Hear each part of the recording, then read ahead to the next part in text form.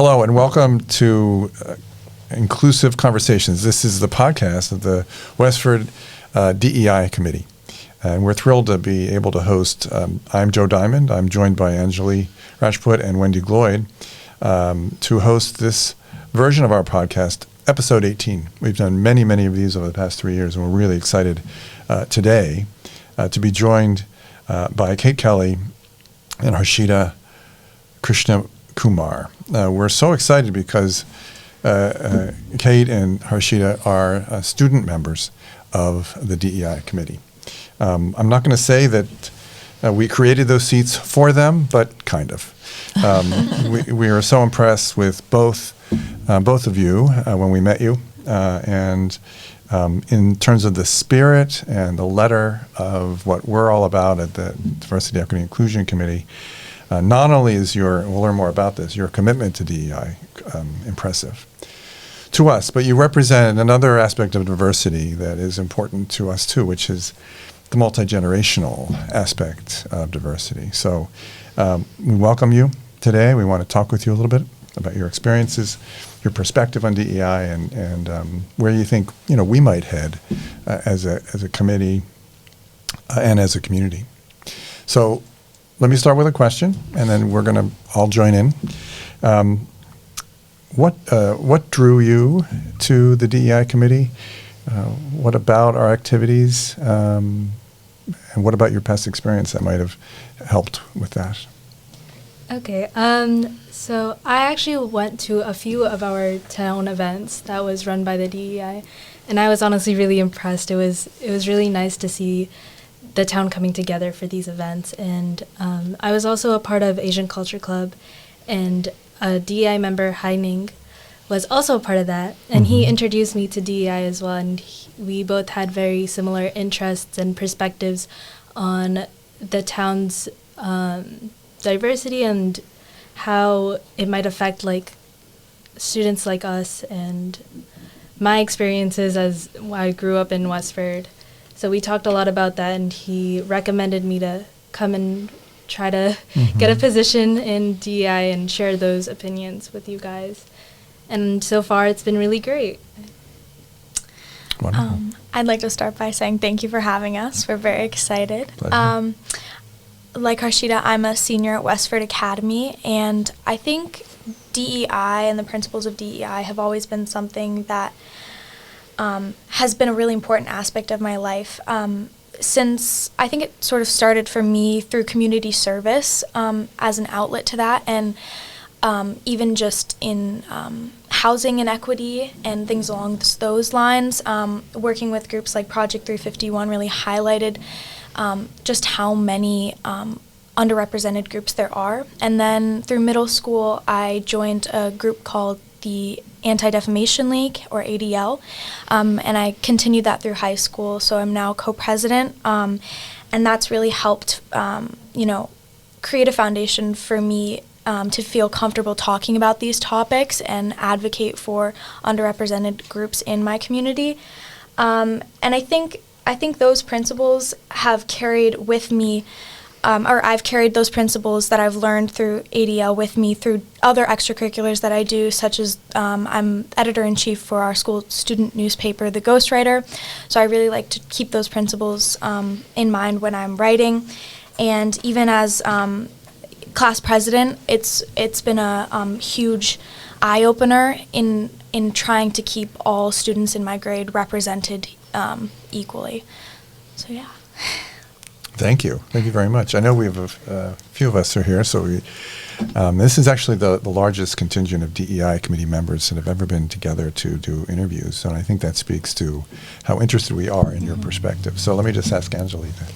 I wanted to ask a little bit more about Harsheta. So outside of just being a senior at the high school, and you mentioned that you shared your perspective of DEI with another member of the DEI committee, Haining. Where all do you contribute in the community? Can you tell us a little bit more about yourself? Right. So I am a senior in high school, and I've been involved in this other community service known as TMM, or Tamar Makal Mandram, which is part of my heritage. So I am Tamar, which is a region in India, and we come together and we do a lot of community service. We go to soup kitchens, and we also just celebrate our culture and do a lot of cultural activities and teach others about the importance of our traditions. I was also a part of ADL in middle school, and I think that also brought me to this point where I understood that I want to represent my culture and I want to represent the students and talk more about diversity and how we can improve school systems and talk about more difficult subjects that people stray away from. Were you also a part of Asian club at the high school or something like that, Harsheta? Yes, I am a part of Asian Culture Club. I'm vice president right now. And in Asian Culture Club, we do a lot of activities where we learn more about Asian culture, and we also have like a large event known as Lunar New Year coming up if you guys want to buy your tickets. And we have it's a large event. Chelmsford and Westford, Littleton all come together for this event, and it's super fun. And I think I've learned so much about different cultures and about the people in our class just by going to these events. And it was a great leadership role as well, because I learned how to talk to other people and communicate with despite differences, we were able to communicate and produce like a large event like that. In my understanding, I believe if you are not exposed to a specific culture, it will be very difficult to understand that there are vast differences even among Asians or Southeast Asians from the culture standpoint, which is very unknown to outside people, or even to me. I wouldn't know what Chinese people would actually practice from their cultural standpoint, or Cambodian people would do, or Japanese people would do. So unless someone really wants to learn those, or you are part of those cultural celebrations, it's very difficult to understand the cultural differences, right? Mm-hmm. That's great. That's great. Tell us a little bit more about ADL. What's the mission of the Anti-Defamation League? Yeah, so I think it's dual-ended. It's sort of, well, as the name intends, Anti-Defamation League, we're really focused on sort of teaching students, using education as a mode of activism throughout the schools, and educating students on bias and prejudice and just these terminologies in general, as well as exposing them to different cultures, as Anjali was saying, and giving them sort of different perspectives to enrich their understanding of the school community. So for example, we have a member of our staff at WA who was a survivor of the Cambodian genocide, and we have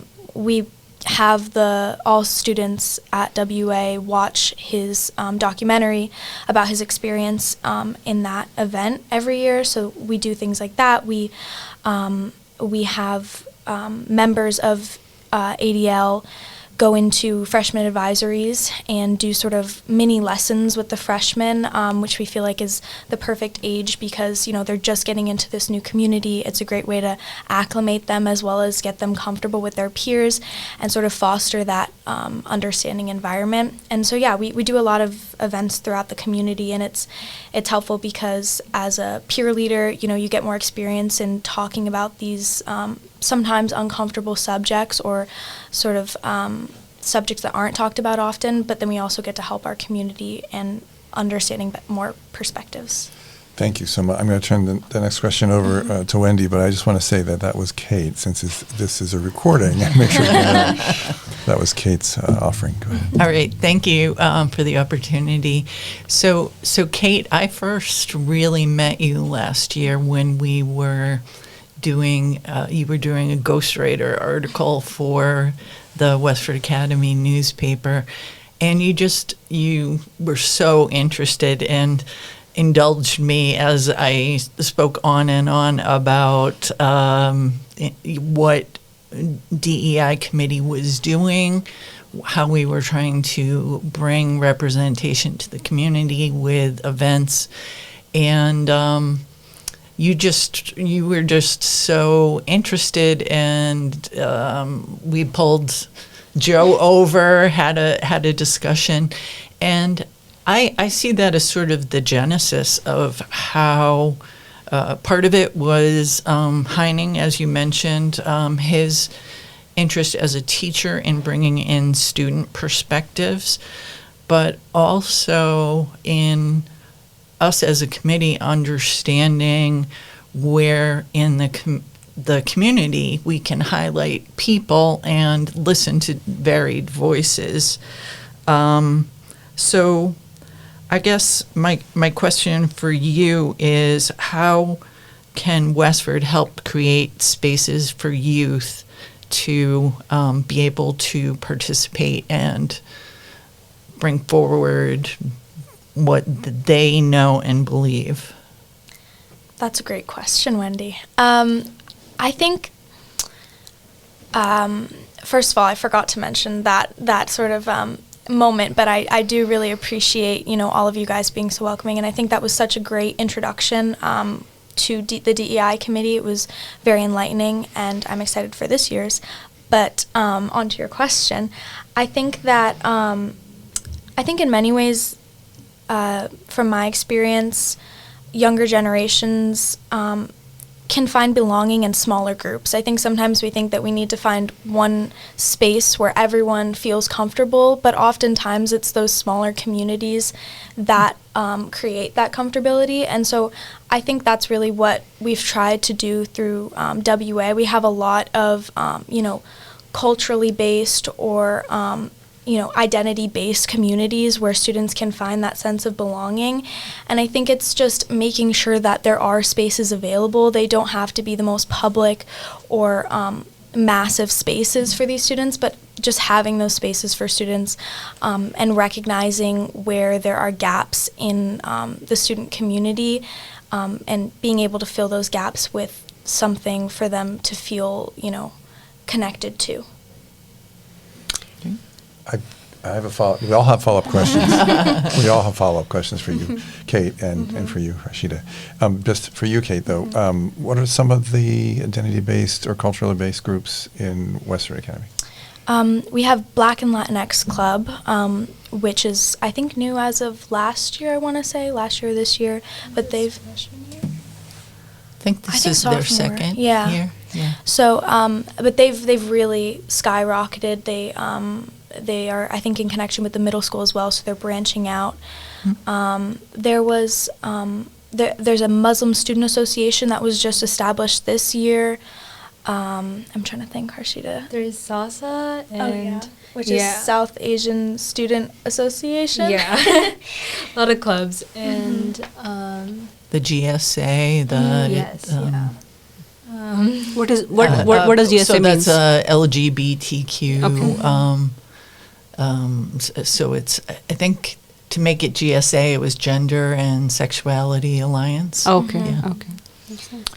So there's sort of some pretty rich activity and ongoing diverse multicultural activity in Westford Academy. That's great to hear. In some sense, I'm not going to speak for Wendy or Anjali, but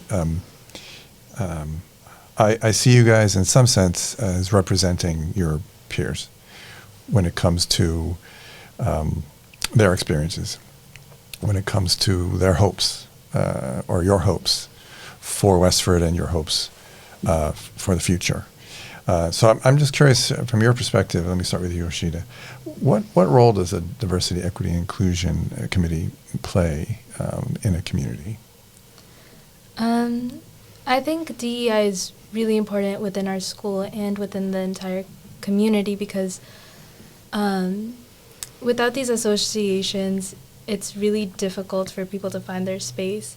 And I think in high school was the only time that I was able to connect with people similar to me and really felt included. And even in ADL, I was open to so many people who had very different opinions and perspectives that really opened my eyes, and it was so interesting to listen to. So DEI, in a sense, is just to help other people see different perspectives and understand others. And within the school, I think it's really nice to see more clubs blossoming and having more inclusive teams coming in. Thank you. That's great. As a follow-up to that, since you have been attending now few DEI meetings, what are the learnings that you take from those monthly DEI meetings, and how do you tie it back to your school, or how do you take the communication back to your school? It's just interesting, and I would be very curious to know where the message and how it is getting spread out. That's a great question. I think for me personally, as I mentioned, I'm on the ghostwriter, and I think that organization has given me such a great platform to elevate voices, which is what I think one of the main goals of DEI is. And so a lot of times, even just from meetings, I'm jotting down, events happening in the community that are identity focused, and just pitching them to our staff and having more coverage on identity-based or DEI-centered activities, because I think the more people that know about them, the better, and the better the message can be spread from these events. And so that is a big thing.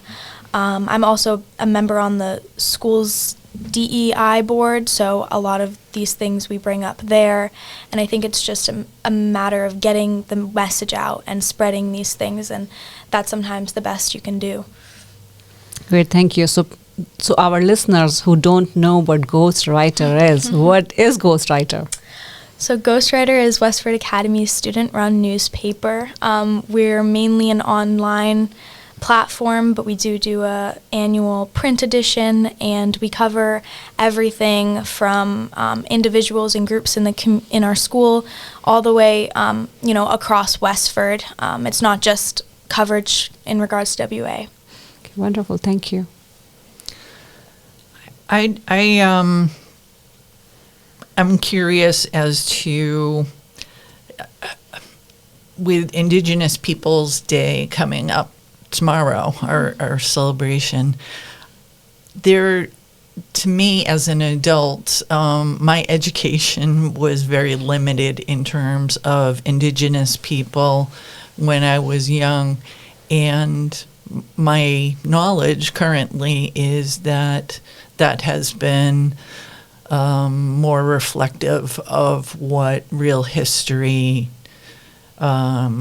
was like, rather than it being sort of a simplified story.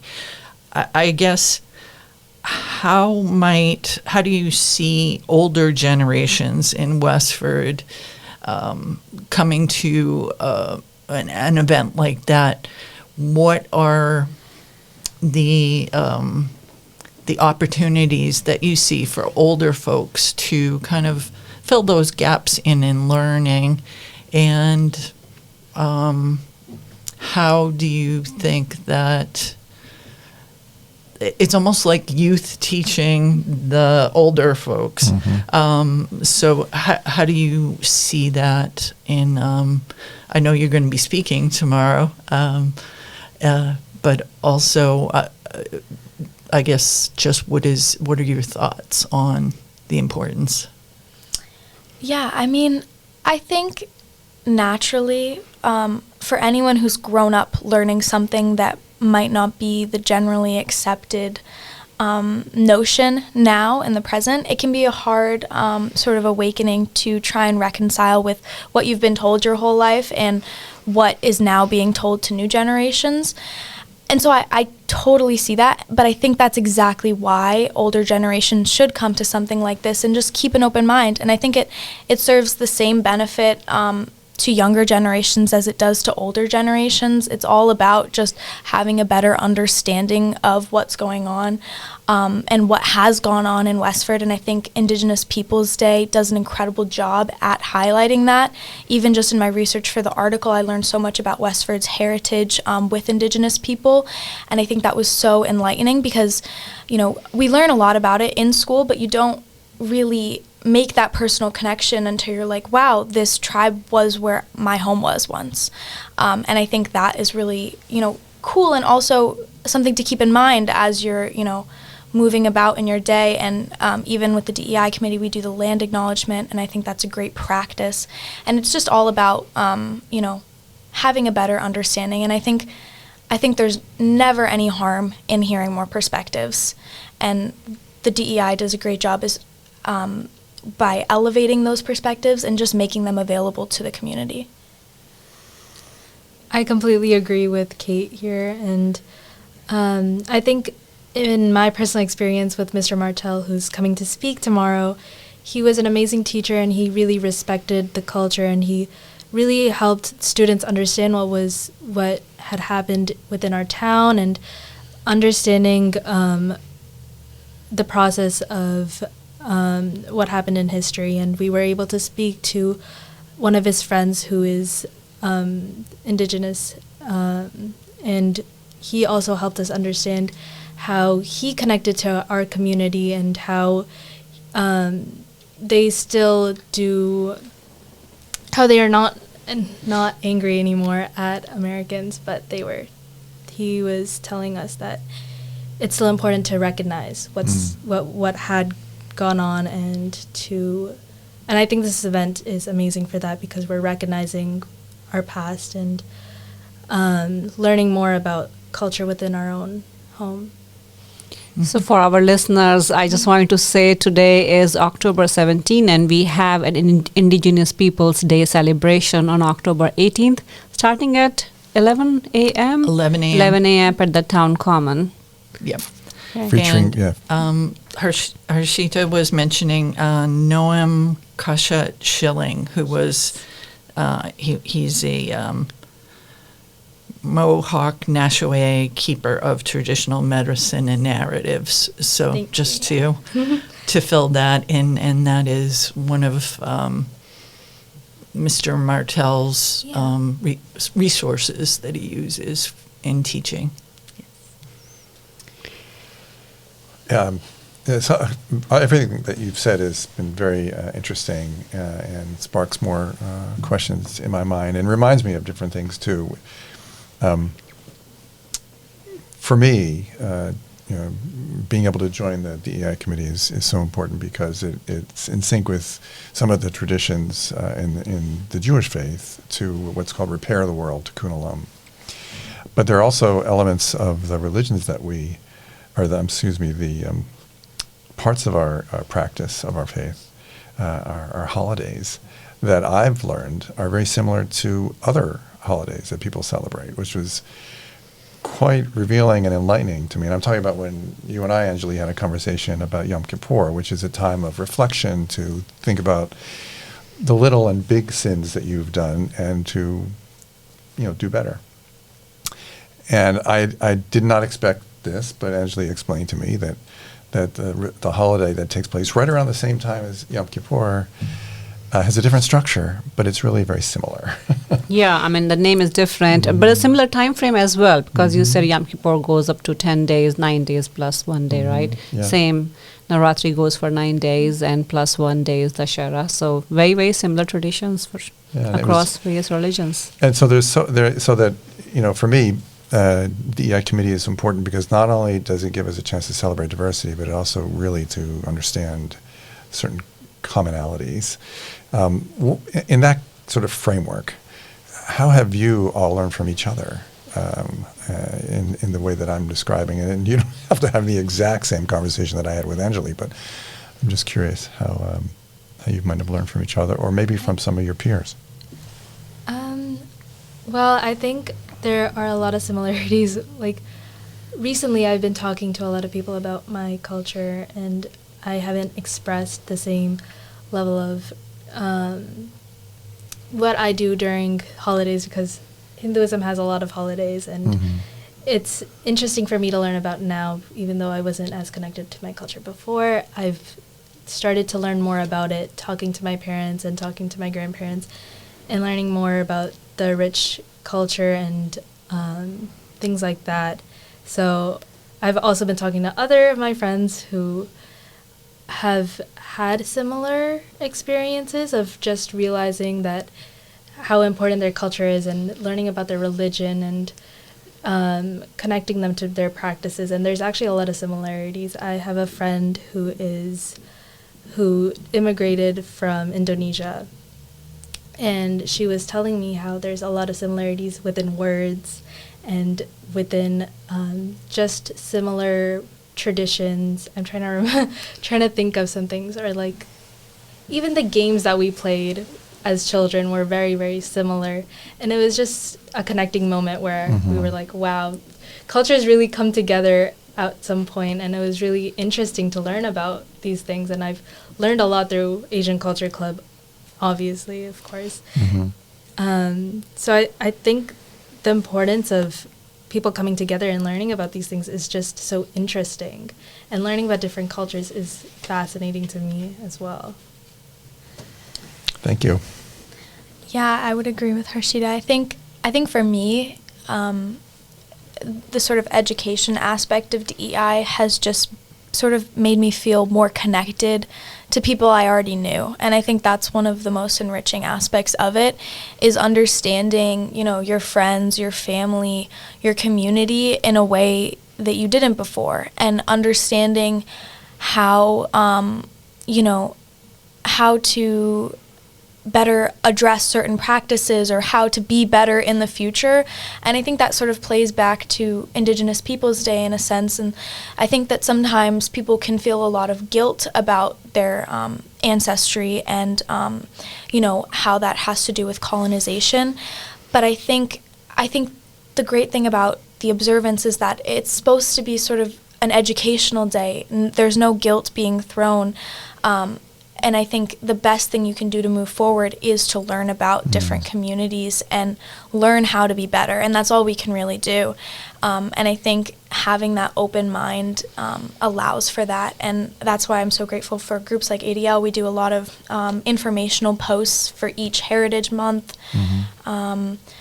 And that has taught me so much in my own life. Through the ghostwriter, I worked on, after attending the National Convention and attending a lot of workshops centered around DEI, I created a DEI sort of curriculum for my journalism class, because I think, as a journalist, your job is to represent your community. And you can't do that if you don't understand how your community identifies. And so I worked a lot on a curriculum that sort of outlined different cultures, different backgrounds, and different identities, because I think even just something as simple as name pronunciation is important to understanding your community better. And I think it's just such an amazing opportunity to be a part of this group and have all these outlets to education to better understand my community. Wonderful. Now, you have been part of DEI for almost a year, Kate? Yeah, or close to a year? I think it's coming up on almost a year after Indigenous Peoples Day last year. Okay, Yeah. and Harsheta, you're a new member for just past a month or two, right? Yes. Okay, all right. So question for both of you is, Kate, you have been involved in so many activities already. What are you looking forward to in the next, until you go to your college next year? And Harsheta, same question for you. You have been involved in few activities. You're going to be involved tomorrow in Indigenous Peoples Day that we are looking forward to listening to you. What are the other things that you are looking forward to connect and be part of the DEI committee and connect with the community in the next few months or so? I mean, I'm excited for everything personally. I think there's so many great events here. Even we were talking about the Frederick Douglass reading for July 4th this upcoming year, to sort of shed a different perspective on what that holiday means to different communities. And I'm excited to see that play out in a new perspective in Westford. I think we had talked a bit about, bringing more speakers or some sort of event to the school, and I think that's has really great potential throughout this year. Nothing set in stone, but I think finding more ways to involve the school community, especially because there's all these great events, but I think oftentimes students sort of miss out on them for lack of knowledge of them or just lack of comfortability going. And I think this year I'm really excited to sort of get that momentum going and get more students involved and create events that better encapsulate Westford as a whole? I was going to say the same thing. I'm really excited for, I think it was in March for MLK Day, and I really am excited to see how that plays out with students coming and hopefully having a speaker talk to them about the importance of the day. And I'm also just really excited to be a part of many more events within the community, such as like, I wasn't able to go to the Independence Day. It was Juneteenth. Juneteenth. That was Juneteenth, yeah. Juneteenth and the flag rising for Indian Independence Day. Yes, Yeah. That was in July. Yeah. Yeah. So I'm really excited to be a part of those things and really participate within the community and see what comes to play. I was excited when you reached out to me when we were doing the multicultural block party. That was so fun. And Diversity Festival, because those are opportunities that are in their nascent stage, and we're just trying to get them going. And I didn't really, I knew from your resume that you were part of Asian Culture Club, but it didn't even occur to me. So I think us talking together and making those connections and folks reaching out and saying, hey, I'd love a table is really the best way for us to have the full representation of all different cultures. Yeah, I remember seeing their table. Yeah. It was a great event, by the way, Wendy. Yeah, it this, was. This year It was really was fun. definitely Doubled the size of Yes. last year. Yes. And Yeah, very well put together. Thank you so much for that. Yeah, you were the lead on that. Kate and Harsheta, I wanted to thank you for the reminder about the reading of Frederick Douglass's July 4th address. That's on our agenda, but we will redouble our efforts to make sure that works out. We are closing in on our time, but I had a question, and it's actually one that Wendy suggested too, and that's what's the one message you hope listeners take away from hearing your voices today? It doesn't have to be just one, but what would be the message? I think I just want to give other students the opportunity to understand that they can also be a part of the DEI committee and show their voice and opinions to the town and really get involved in community, to the communities. Yeah, I was going to echo something similar. I think just if any one message, I would say just get involved and don't be afraid to, go to events that you've never been to before. I think, as a upperclassman, junior, senior, a lot of students get into a habitual mindset of, well, I'm not going to go because my friends aren't going and I've never been before. But, I think there are so many incredible opportunities throughout Westford, throughout Westford's DEI committee, throughout the school that aren't necessarily super DEI concentrated, but have elements of identity and education in them, and that all students can enjoy. And I think it's just a matter of putting yourself out there and, doing the uncomfortable things to get those experiences. Because, if I had never signed up to, cover Indigenous Peoples Day last year, I would never be here now. And I'm very grateful I did. And I think it's just taking those risks and going outside of your comfort zone and just being open to new experiences. Very well. Great. And I think my learning today is that what you mentioned earlier about the smaller groups within WA and how important they are, because I sometimes wonder if they're so siloed that they're separate from each other. But your perspective helps me to see how, as a youth, coming and helping to understand that culture or identity more, and having a small space to understand from each other in an environment that is comfortable and safe is an important part of the process for leaders. So I think that's my big takeaway from today. Yeah, mine as well. And I think it just generated an idea in my head in the moment was maybe there are, from the community standpoint, there probably are a lot of small communities, small, I wouldn't say clubs, but some small communities, because you talked about Tamil association, right? Then there are probably other smaller associations as well. And it just clicking to me, how do we bring them and reel them into the community events, or how do we open up ourselves to hear more from them? So definitely something to think about in the future. Yeah, as a matter of fact, it reminds me of what happens at the school committee level with the student representative sort of reports on what's going on at school.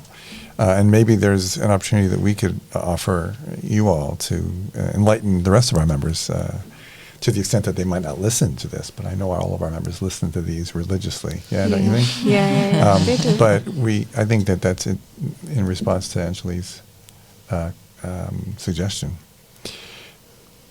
We have lots of other questions. What I take away from this is that because of you and your peers, I'm hopeful for the future. So we thank you for joining us. We thank you for being on the committee. And Wendy, thank you. Anjali, thank you.